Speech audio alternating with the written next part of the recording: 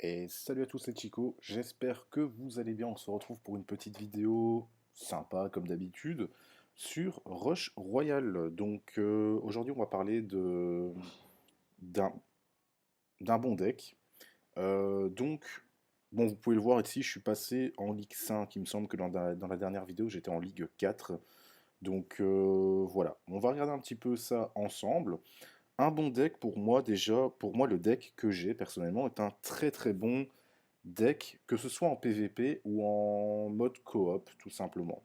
Donc on dit souvent, personnellement, et je l'ai déjà lu à plusieurs reprises, que le deck PvP n'est pas forcément bon pour le deck en coop. Alors c'est faux. Pour moi c'est faux parce que à partir du moment où tu as trouvé un bon compromis entre les deux, franchement ça peut le faire. Autant avec ce deck-là, je peux aller jusqu'en vague 60, 65, j'arrondis parce que ma plus grosse vague c'est la 64, et j'étais avec ce deck-là. Et en PvP, je gagne plutôt bien, assez facilement. Donc on est parti, on va se faire un petit deck, on va se faire un petit combat PvP avec une petite personne aléatoire. J'espère évidemment qu'on va la laminer parce que je suis quand même en train de record et j'aimerais bien quand même que ce soit convaincant. Mais normalement, ça devrait l'être. Bon, après tout dépend de nouveau le héros qu'on va avoir. Voilà, Tribunal, c'est un enfoiré. Et alors aussi, ce qui va jouer, c'est évidemment la compo qu'on va nous donner. Donc c'est clair que si dès le départ, le jeu décide de me donner que du chaudron, ou alors je sais pas moi, du bombardier, enfin du corsaire, ça va être compliqué, sachant que le corsaire, oui, il faut attendre que l'ennemi vienne sur la cible pour pouvoir le péter. Alors habituellement en PvP, c'est vrai que j'ai plus tendance à prendre le vampire, parce que lui, à chaque coup qu'il va donner, bon, on a quand même de la mana qui rentre. Là, on est en chaudron. Donc le chaudron, c'est maintenant pour le mien, 6 secondes et demie. À savoir que le chaudron, quand vous l'améliorez, ça réduit simplement le temps d'attente entre chaque don de mana. Donc quand on l'a au début, je pense que c'est toutes les 8 secondes et demie, toutes les 9 secondes, quelque chose comme ça. Donc voilà, on est parti, on va un petit peu fusionner ça. Donc vous voyez, la qualité en tout cas de l'image est quand même beaucoup plus nette, beaucoup plus jolie aussi. Je tenais à vous en faire part.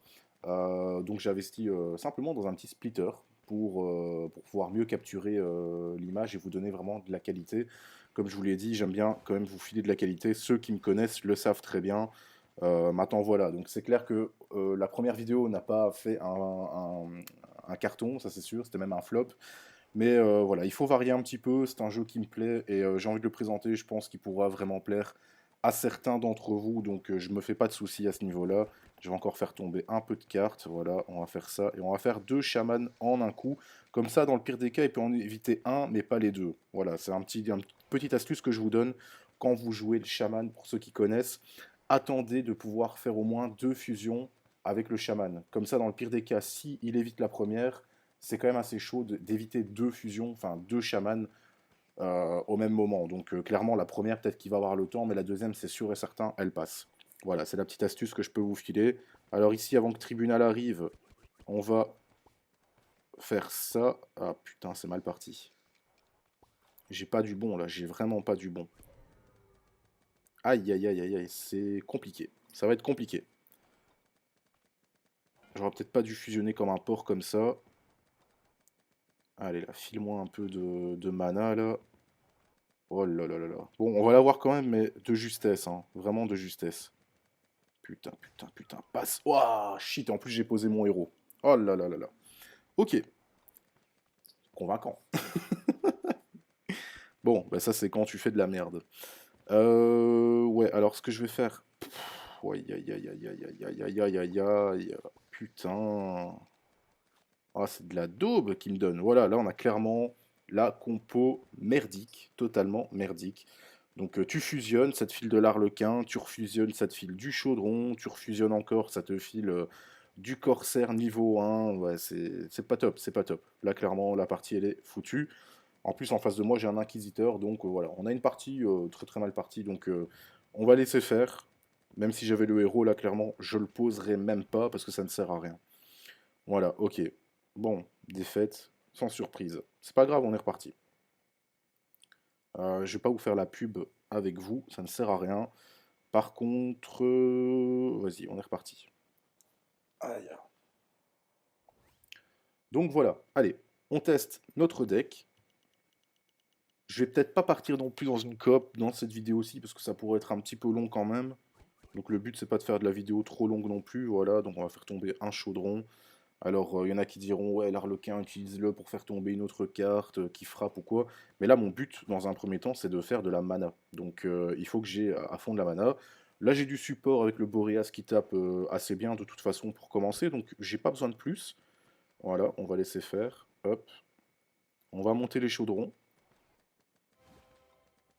Donc là je pense qu'il me file, voilà, je vais avoir 16 mana toutes les 6 secondes et demie je pense. Vu que le chaudron là il est niveau 9 ou 10.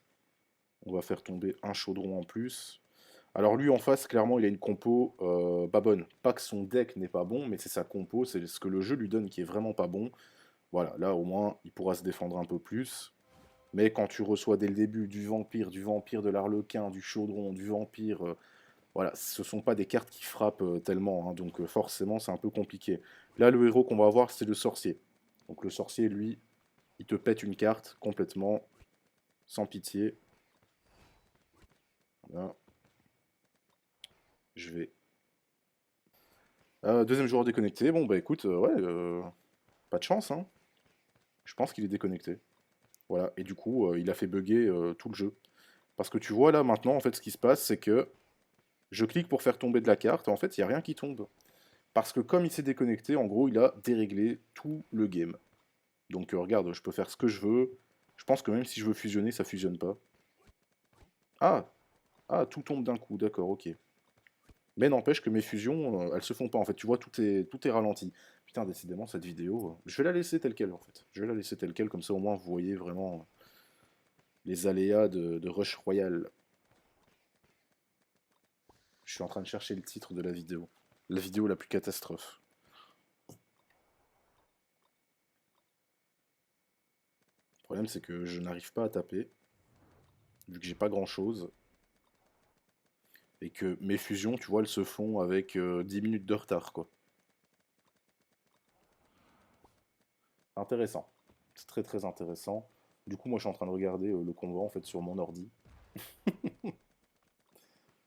Alors, bon, bah ça va, je l'ai eu finalement, c'est pas plus mal. Lui, je sais pas si ça va passer, hein. Non, ça passera sûrement pas. Avec deux vampires, c'est sûr et certain, ça passera pas.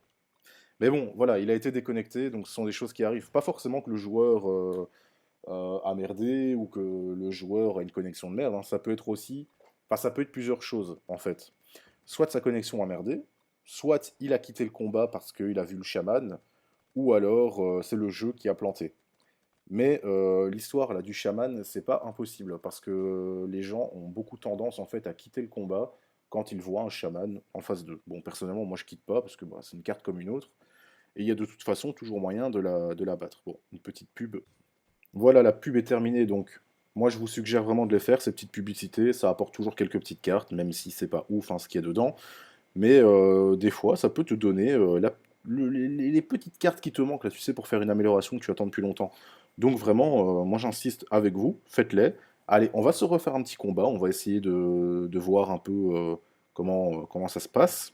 J'espère qu'il n'y aura pas de déconnexion, il n'y aura pas de problème, et que je vais gagner, évidemment. Allez, c'est parti. Voilà, alors, ça Bailey.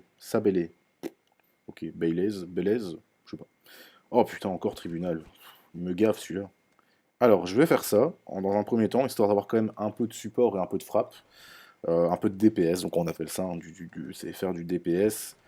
Maintenant, je vais faire quand même un petit chaudron en plus. Voilà. En DPS, en chaudron, je suis plutôt bien. Donc j'en ai deux, c'est suffisant. Maintenant, si j'en ai un en plus qui tombe, ce serait top. Bon, une DPS en plus. On va encore essayer une carte. Ouais, du Corsair. Alors Corsair, dès le début, moi je suis pas trop fan, j'aime bien de le faire venir par la suite, en milieu de combat ou au moins fin de première vague, début de la deuxième, quoi. Donc ici on va monter un peu du coup le chaudron, produire de la mana, on va monter les Boréas, frapper un peu plus fort, je remonte une fois les Boréas, après je remonte mes chaudrons. Alors lui frappe plutôt bien, il est avec le tonnant. Ah, il a le chaman aussi. Alors on évite l'attaque, voilà. Vous avez vu, donc j'ai fusionné en vitesse mes deux chaudrons pour éviter d'en perdre un. Donc maintenant, j'ai plus de production de mana, c'est un peu la merde, mais on va y arriver. Quand vous avez le chaman, évidemment, dès le début, ne fusionnez pas toutes vos cartes, parce que ça peut vous permettre justement d'éviter l'attaque. Donc là, on va voir ce qu'il va taper. Voilà, hop là. Il le joue mal, son chaman. Moi, c'est ça que je vous dis, justement, le chaman, attendez d'avoir la possibilité de faire deux fusions en une fois, comme ça au moins. La première, c'est sûr, bah, peut-être qu'il va l'éviter, mais la deuxième, c'est sûr et certain, il y a de fortes chances qu'elle passe. Je vais évoluer encore un peu mon Boréas.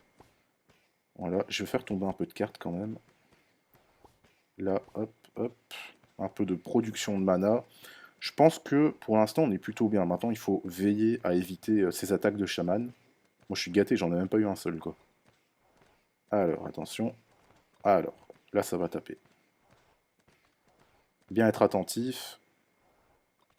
Ah, s'il le fait pendant la présentation, je vais pas pouvoir l'éviter. Ok. Aïe, aïe, aïe, aïe, aïe, aïe, aïe, et là, il a fait mal, hein. Merde. Ah, putain, là, c'est moi qui ai foiré. C'est chaud, hein, des fois, hein, de capter laquelle va taper, tu dois savoir où tu vas devoir l'envoyer, c'est compliqué. C'est compliqué. Yeah. Connard. Putain, mais moi, je veux bien un chaman aussi, là, c'est possible. Allez, il a full tonnant, lui, il joue que ça, en fait. Hop. Est-ce qu'il va l'éviter? On va voir, hein, peut-être que... Ouais, c'est pas plus mal, là, au moins. De toute façon, il savait pas l'éviter, celle-là, donc c'est pas plus mal. Voilà. Après, je vais monter un peu mes Boréas, histoire de frapper un peu plus. Je vais faire ça, comme ça fait un Boréas en plus qui frappe. Voilà, allez, allez, allez, allez, vas-y, vas-y, vas-y. Aïe, ça va taper. Non, non, non, oh merde, mais quel boulet, je me suis trompé.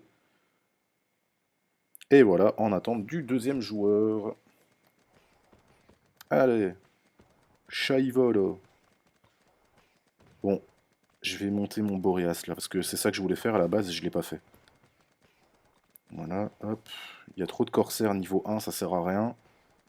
Ok, on va monter le corsaire. Ah mais ouais, il y en a qu'un, tu vas me dire, mais bon, c'est pas très grave. Au moins, il y en a un qui tape, quoi.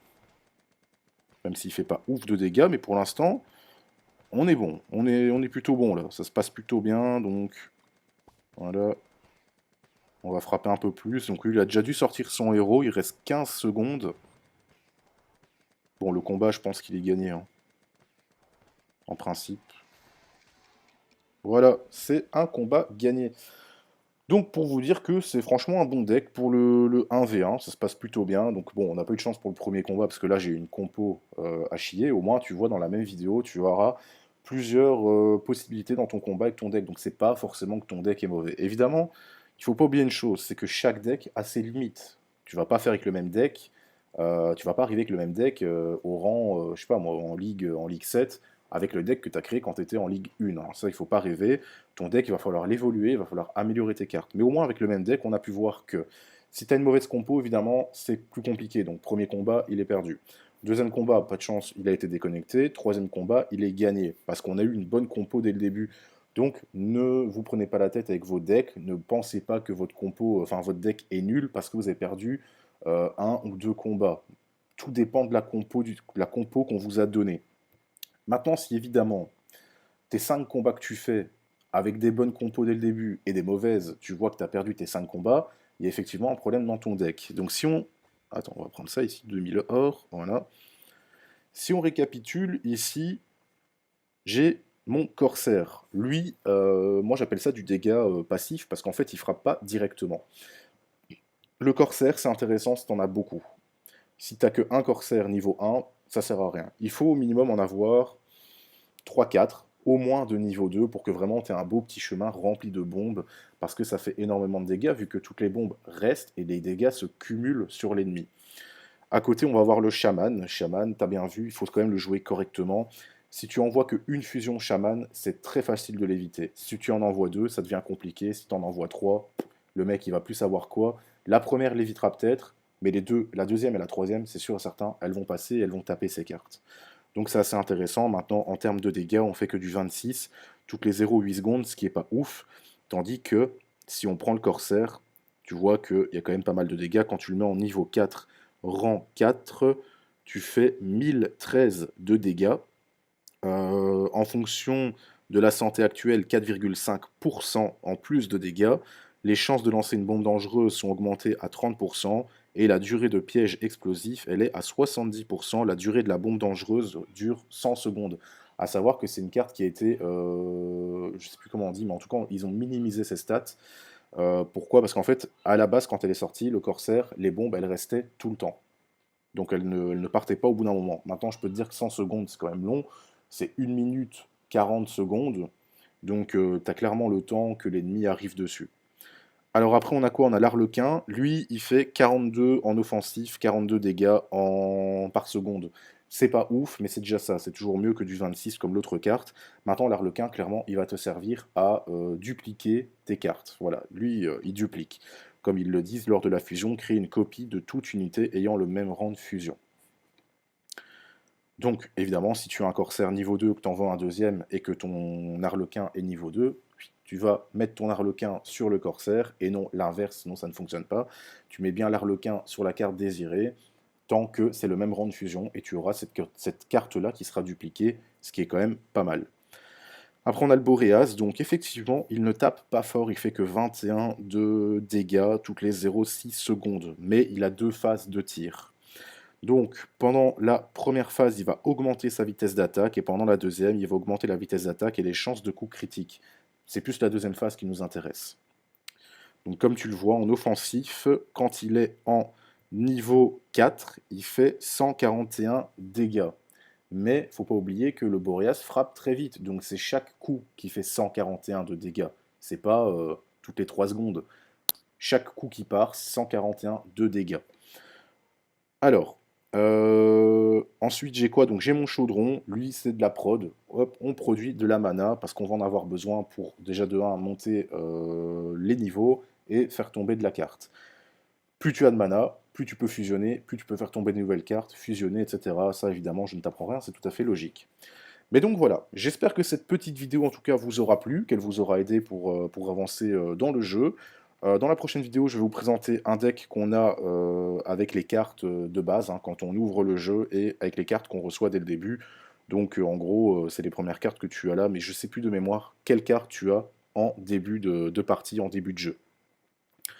Voilà, en tout cas on se laisse ici pour cette vidéo, j'espère qu'elle vous aura plu, et n'hésitez pas à rejoindre la chaîne, et à laisser un petit commentaire et le petit pouce bleu. Merci à tous, ciao ciao.